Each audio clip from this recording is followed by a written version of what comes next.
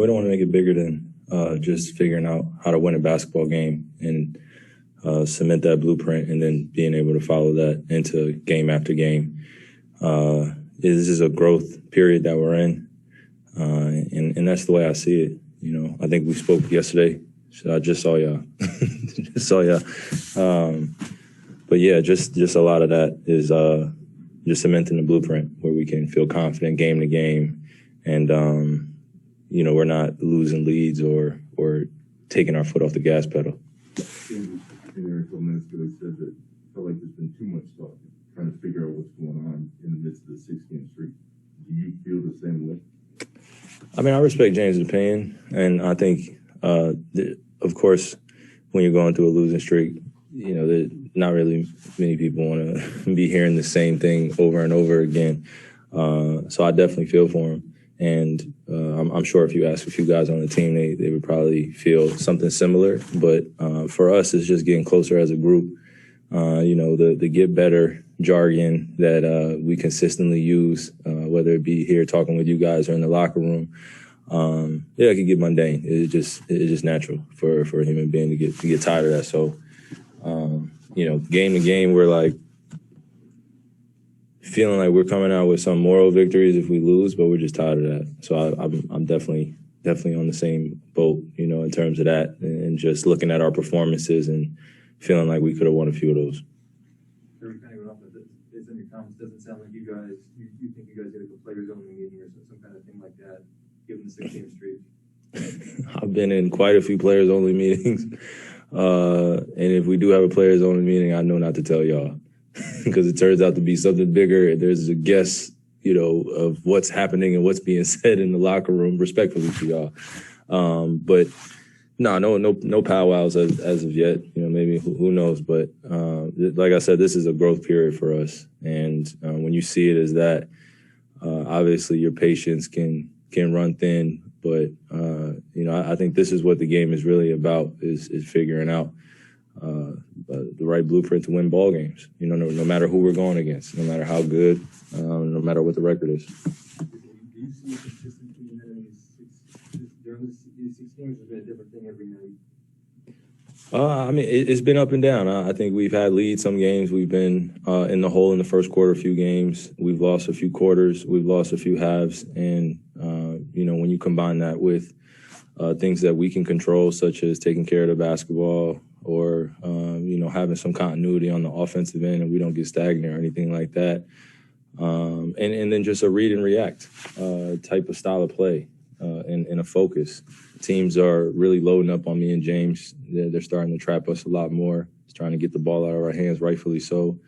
So there's that trust factor of just getting off the basketball and letting other guys make plays that help our team. So it's just finding a balance. You know, one day I could have 30, James could have 30, but, you know, there's that other quality production of just having a collective group effort where it leads to all of us feeling good when we leave the game and we're leaving out with a W. Against Phoenix and against Golden State, I mean, there was a lot of talk about how they was improved, how you guys were getting stronger, even though you didn't come out with the result that you would have wanted in those games. Is it fair to describe that this one was a little bit of a different scenario, that this one was certainly a step back? No, I don't even think we could take step backs. I think, you know, if I bring you guys into my world a little bit or our world a little bit, you know, it's a lot on the body. It's a lot on the mind. You know, we played in Phoenix last night and then we come in today. You know, obviously I'm not making excuses, just the reality that when you come out, you know, some guys aren't going to have the same legs they had the night before. And that's a factor into every ball game when you're playing it back-to-back. So we all do what we can to recover and come in with a focus. But you just saw tonight, we run out of gas, and then you see some of those same habits creep up on us where they're giving up offensive rebounds, we're giving up N1s. You know, at least, you know, guys, if they're going to make shots around the basket, at least make it as tough as possible. We're fouling, put them on the line. So it's just, you know, facing that reality that game to game, and I said this, and I'm going to keep saying this, that no team is going to take it light on us. They're going to continue to run what I call playoff adjustment basketball. You know, they're in boxes and elbows. They really want to stop me and James from penetrating into the lane. They really want to make other guys make plays, and we just got to figure out ways to consistently do that, do great things on the offensive end and defensive end as a group. And when we do that, we'll be fine, you know. So you definitely don't sound concerned. Steve was in here a little while ago. He doesn't sound concerned. Why are you guys so confident you'll be able to turn it around, given the way you played the last week and a half or so?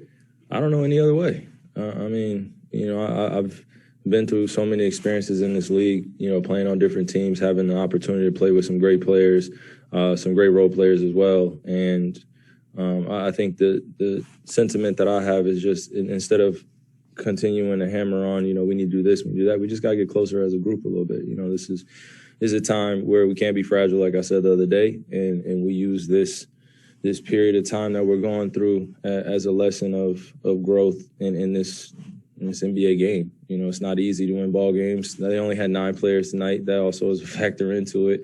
And then, you know, from outsiders looking in, it just looks as though, you know, we will overpower teams with just our talent alone, but that's not going to get it done. You know, we got to continue to do the little things. God bless you. And, you know, when teams are out there playing against us, they know us very well, and they're making adjustments. So we got to make adjustments. You guys are still confident then, despite what's happened last week and a half with this streak, that you get everybody back and you can still win at the level that you want. Yeah, we can keep running and talking in circles with this, you know, in terms of just what ifs and the hypotheticals and when it gets to this point, what's it going to look like. But I'm just trying to enjoy day to day and taking one day at a time while we use these experiences as a group, as a new developing group, a lineup that we're putting out there to really coach one another alongside what the coaches are expecting out of us.